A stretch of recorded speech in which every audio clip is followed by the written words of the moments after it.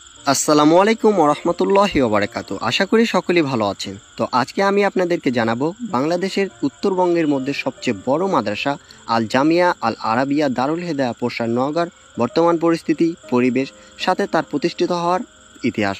তার আগে সকলের কাছে রিকোয়েস্ট, এই চ্যানেলে এইরকম ভিডিও দেখে কেউ ব্লগ ভিডিও ভাববেন না। নিজ এলাকার উচ্চ মাদ্রাসাটির প্রসার বৃদ্ধির লক্ষ্যে আমি আপনাদের মাঝে এই ভিডিওটি উপহার দিতেছি, তাও আবার ঈদুল ফিতরকে সামনে রেখে। আল জামিয়াতুল আল আরাবিয়া দারুল হেদায়া পোরশা নওগাঁ, এটি বাংলাদেশের নওগাঁ জেলায় অবস্থিত, যা পোরশা বড় মাদ্রাসা নামেও পরিচিত। 1946 সালে স্থাপিত এই শিক্ষা প্রতিষ্ঠানটি বাংলাদেশের অন্যতম প্রাচীন একটি স্থাপনা। উত্তরবঙ্গে সর্বপ্রথম এই প্রতিষ্ঠানে দর্শে নিজামী শিক্ষাক্রমে পাঠদান এবং দাওরায়ে হাদিস চালু হয়েছিল। এই মাদ্রাসাটি প্রতিষ্ঠার উদ্যোগ নিয়েছিলেন মৌলভী জাফর এবং তার বন্ধু হজরত। সে সময় আব্দুল হাই শাহ এই শিক্ষা প্রতিষ্ঠানটির জন্য অনেক পরিমাণ জায়গা অক্ষ করে দিয়েছিলেন। হাটহাজারী মাদ্রাসার তৎকালীন মহতামিম আব্দুল ওহাব এই মাদ্রাসা প্রতিষ্ঠা এবং পরিচালনার জন্য সালেহ আহমেদকে দায়িত্ব দিয়েছিলেন।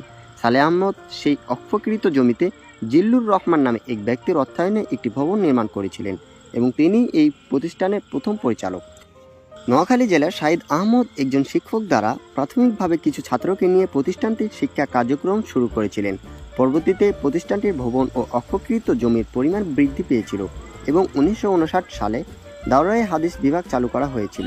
বাংলাদেশের উত্তরবঙ্গের সর্বপ্রথম এই মাদ্রাসাটিতেই দাওরায়ে হাদিস বিভাগ চালু করা হয়েছিল এবং প্রথম শাইখুল হাদিস হিসেবে দায়িত্ব গ্রহণ করেছিলেন চট্টগ্রামের আব্দুল হক ইসলামাবাদী।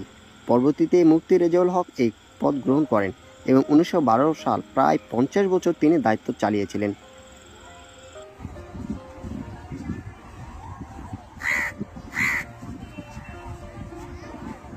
বর্তমানে মাদ্রাসাটিতে প্রবেশ করেই যেইটি আপনার মন কাড়বে সেইটি হচ্ছে তার মনোমুগ্ধকর পরিবেশ।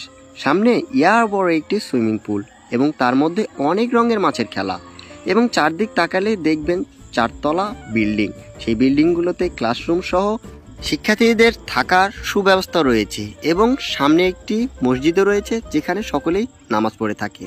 বর্তমানে ঈদ উপলক্ষে এখানে অনেক জনতার ভিড়। আমি আশা করি আপনিও যদি এখানে একবার আসেন, আপনিও এই মাদ্রাসাটিকে ভালোবেসে ফেলবেন ইনশাআল্লাহ।